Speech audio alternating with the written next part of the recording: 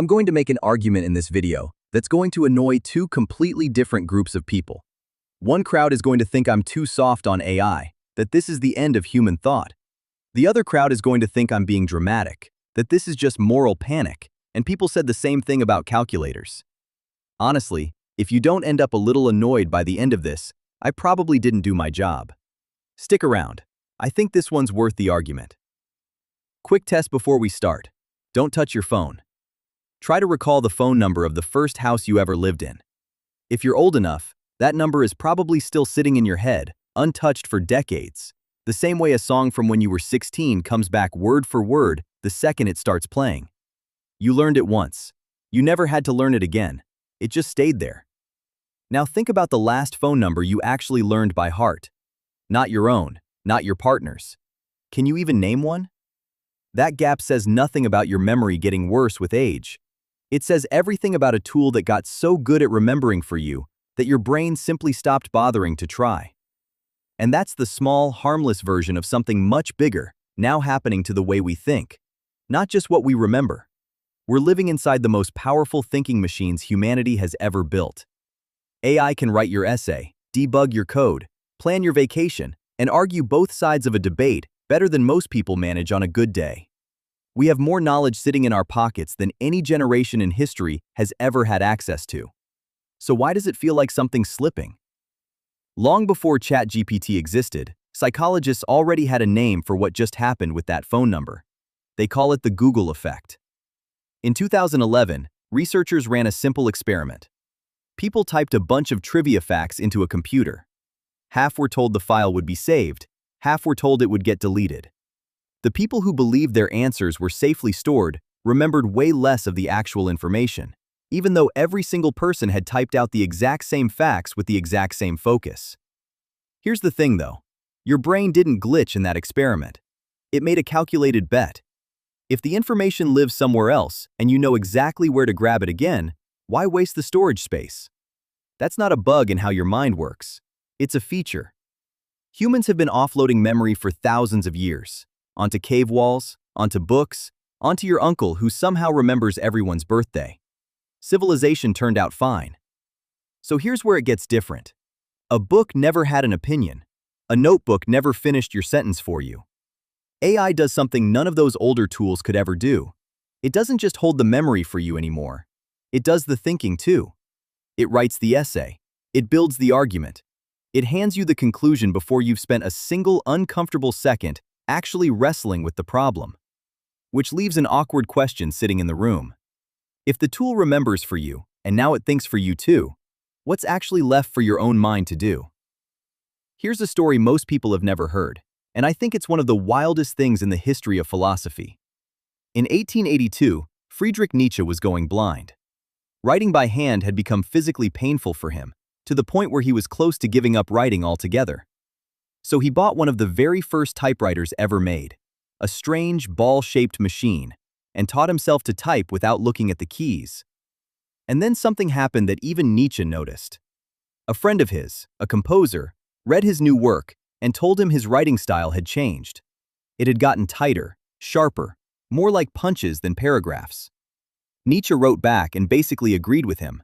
He said, and I'm paraphrasing only slightly, that his writing tools were now taking part in shaping his actual thoughts. Sit with that for a second. One of history's most original thinkers looked at a machine and admitted, "This thing isn't just helping me get my ideas onto paper, it's changing what the ideas are." That's not some fringe theory either. There's an entire, very real branch of philosophy built around this exact question. In 1998, philosophers Andy Clark and David Chalmers published a thought experiment that's still argued about in philosophy departments today. They imagined a man named Otto who has memory loss. So he carries a notebook everywhere and writes down everything important. When Otto needs to remember an address, he doesn't search his memory. He flips open the notebook. Clark and Chalmers' argument is that the notebook isn't just a tool sitting outside Otto's mind. Functionally, it's doing the exact same job your memory does for you. So in every way that matters, they argued, the notebook has become part of Otto's mind. Now, replace the notebook with the phone in your pocket. If a paper notebook could count as part of someone's mind back in 1998, What do you call a device that doesn't just store your memories, but reasons, drafts, and argues for you? This isn't a new fear, by the way. Centuries earlier, Plato wrote about his teacher Socrates, who was actually suspicious of writing itself, the very technology Nietzsche later used to change his own mind. Socrates worried that once people could write things down, they'd stop holding knowledge inside themselves and start depending entirely on the page. In plain terms, he thought we'd outsource our memory to ink, the same way we now outsource it to apps, and that we'd be worse thinkers for it. History sort of proved Socrates wrong about writing. Writing made humanity smarter, not dumber. So you'd think this fear is just the same old panic on repeat. Except every now and then, a tool doesn't just help with the hard part of thinking. It removes the hard part entirely. And the hard part disappearing quietly is exactly how a mental muscle starts to waste away. Here's the part that should genuinely bother you. No app, no platform, no algorithm makes more money when you think slowly and for yourself. Independent thought takes time. It creates friction. And friction is the natural enemy of every single number a tech company's investors care about. This isn't some shadowy conspiracy theory either. It's simpler than that, and honestly more believable. A search engine wants you to get an answer and keep scrolling. A social feed wants your eyes glued to it. An AI tool, even one built by people with genuinely good intentions, is tuned to shrink your effort. Because less effort looks like better design on every dashboard the people funding it actually care about. Nobody sat in a boardroom and decided to make humanity worse at thinking. That's not how it happens. It happens through 1,000 small, individually reasonable decisions that each shave off one more piece of friction, until you've quietly handed over more of your thinking than you ever consciously agreed to. And the people who could explain this to you most clearly are usually the ones who already left. Tristan Harris spent years inside Google as a design ethicist, literally paid to study how to hold your attention, before walking away and spending the rest of his career publicly warning that the entire tech industry is built on what he calls a race to the bottom of the brainstem. He wasn't fired for saying that. He had to leave first to even be allowed to say it loudly. Sit with that for a second. The honesty showed up exactly when the paycheck stopped. Real quick, before we move on, be honest with yourself. Has there been a moment this week where you reached for an answer instead of actually sitting with the question first? Don't answer in your head. Actually notice it. We're coming back to this. You don't have to take any of this on faith anymore. There's actual research starting to catch up, and some of it is more striking than you'd expect. In June 2025, MIT's Media Lab ran an experiment where people wrote essays under 3 conditions: using ChatGPT, using a regular search engine, or using nothing but their own brain. Researchers hooked everyone up to EEG sensors, basically a cap that reads your brain's electrical activity, to track how engaged each group's brain actually was while writing. The brain-only group lit up with the strongest activity in the regions tied to memory and creative thinking, and they reported feeling the most pride and ownership over what they'd written. The ChatGPT group barely registered on the same scale. Their essays were also strangely similar to each other, like everyone had been handed the same set of ideas. And afterward, a lot of them couldn't even accurately quote back the work they'd just submitted under their own name.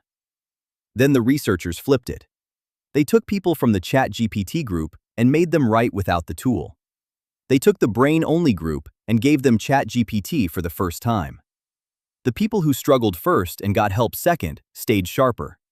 The people who got help first and never struggled at all simply never built the muscle to begin with.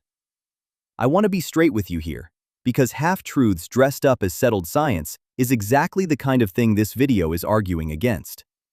This study hasn't finished full peer review yet, which is basically the scientific community's quality check before something becomes accepted fact. The group studied was also fairly small, 54 people. So treat this as a strong early signal, not a verdict carved in stone. But it lines up with something researchers have tracked for years in a completely different area: the use of GPS. Studies on habitual GPS reliance, including work out of McGill University, have found weaker activity in the hippocampus, your brain's internal mapmaker, in people who lean hard on turn-by-turn directions, compared to people who still actually pay attention to where they're going. If you remember folding an actual paper map on the dashboard, or pulling into a gas station to ask a total stranger which way to go, you already know this in your gut. You built a relationship with the road that someone who's never once had to find their own way simply never had the chance to build. Okay, but didn't we say this about calculators too? Fair question, and I'd be a hypocrite making a video about thinking for yourself if I didn't actually wrestle with it. In the 70s and 80s, teachers genuinely worried calculators would rot kids' ability to do math. Some still think it did. But here's the honest answer. Humanity didn't get dumber when calculators showed up. We just stopped spending our limited mental energy on long division and spent it on things long division was never going to help us with anyway, like actually understanding what the numbers meant. So if I told you AI is the new calculator and you have nothing to worry about, that would be a comfortable place to end this video. It would also be a little dishonest. Here's the real difference. A calculator only ever did one job, arithmetic, and it never pretended to do anything else. It didn't write your conclusion, and it didn't decide what your essay should argue. AI doesn't replace one narrow skill. It sits in for the entire act of thinking itself, from the first idea to the final sentence, if you let it. That's not a difference in degree. That's a difference in kind. Now let's be fully fair to the other side of this too, because a one-sided argument isn't a convincing one. It's just a sermon. Human intelligence isn't one number on a scoreboard. In plenty of ways, we're sharper than past generations ever were. We process visual information faster. We juggle more digital inputs at once than our grandparents could have imagined possible. Researcher James Flynn spent decades documenting a real, measurable rise in IQ scores across the 20th century, a trend now called the Flynn effect, mostly because modern life simply demands more abstract reasoning than farm life ever did. So no, humanity is not uniformly getting dumber. That headline is built for outrage, not honesty. And you deserve better than outrage. Here's the sharper, more honest version. We're not losing raw intelligence. We're losing the specific, practiced muscle underneath it. The discipline to sit inside a hard problem before reaching for the exit. Some researchers call this executive function, which is just a fancy way of saying your brain's command center for focus and self-control. Think of it less like horsepower and more like a gym membership. You don't lose the muscle because something broke. You lose it because you stop showing up. So if this video's title promised you dumber, here's the honest version of that claim. We're getting dumber in one very specific, very real, very measurable way. And it's not on an IQ test. It's in the daily discipline that test was never built to capture. The ability to sit with a hard question long enough for your own answer to actually show up. So where does that leave you? Probably a little exposed. And that's fair. Most of us have caught ourselves reaching for an AI answer before genuinely trying to work through something ourselves, and felt that small, hollow twinge afterward, like we skipped a step we never actually agreed to skip. That twinge isn't weakness. Noticing it puts you ahead of most of this debate online, where the whole thing gets flattened into AI is amazing versus AI is evil. Neither side is the real issue. The real issue is whether you're the one choosing the convenience, or the convenience has quietly started choosing for you. I'm not going to tell you to delete your apps. That's not realistic. And frankly, these tools are extraordinary when you actually choose to use them instead of defaulting to them. So here are two small things worth trying, not as guilt trips, just as reps for a muscle worth keeping. First, struggle before you search. Before opening an AI tool for anything you genuinely care about getting right, give yourself 2 honest minutes to try it on your own first. Write a rough draft. Attempt the math. Try to remember the name before looking it up. You can absolutely use the tool right afterward. The MIT data suggests the order matters more than whether you use the tool at all. Second, pick one small, low-stakes piece of your day and deliberately do it the old way. Mental math at checkout instead of the calculator app. A drive to a familiar place with the directions turned off. A phone number recalled instead of tapped. If you grew up doing all of this automatically, you already know exactly what that feeling of relying on your own head is supposed to feel like. You're not learning something new. You're just refusing to let something old quietly disappear. Because here's the truth underneath everything we've covered today. No platform, no algorithm, no company is ever going to protect your attention or your ability to think hard for you. They were never built to. That job, uncomfortable as it is, still belongs entirely to you, the same way it belonged to Otto and his notebook, the same way it belonged to Nietzsche and his typewriter. The tool was never the problem. The question was always whether you stayed the one in charge of it. So, smarter or dumber? Genuinely both, happening at the same time, in different parts of the mind. We're gaining speed and losing depth. We're gaining access and losing the struggle that used to build real understanding. And the people building these systems have very little reason to slow down and ask whether that trade is actually good for us, because the trade is extraordinarily good for them. That doesn't make AI the villain of this story. If there's a villain here, it's the quiet assumption that easier always means better. The idea that friction is a bug to be engineered away, instead of a process that might genuinely be building something in you. That assumption isn't coming from one evil company. It's baked into the incentives of an entire industry. And most people inside it honestly don't see it, because seeing it clearly would mean questioning the thing currently paying their salary. Now, I'll need to be honest with you here, because it would be a little ironic not to be. I used AI while researching parts of this video, to pull sources faster and check facts. I'm not going to pretend otherwise, especially in a video about being honest about how we use these tools. The difference is, I read the studies myself, argued with the conclusions, and decided what I actually believe before any of it made it onto this page.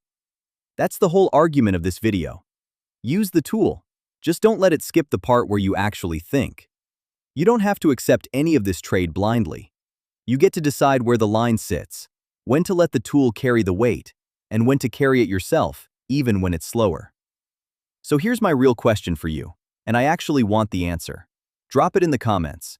What's one thing you used to do entirely from memory? No notebook, no app, no assistant, that you've completely handed over now? And be honest with yourself. Do you actually miss having that skill, or did you never really need it? If this video put words to something you've already started noticing in yourself, send it to someone who needs to hear it. Subscribe if you want more of this kind of thinking. And let's keep this conversation going, because the moment we stop questioning how these tools are shaping us is the exact moment they start shaping us the most.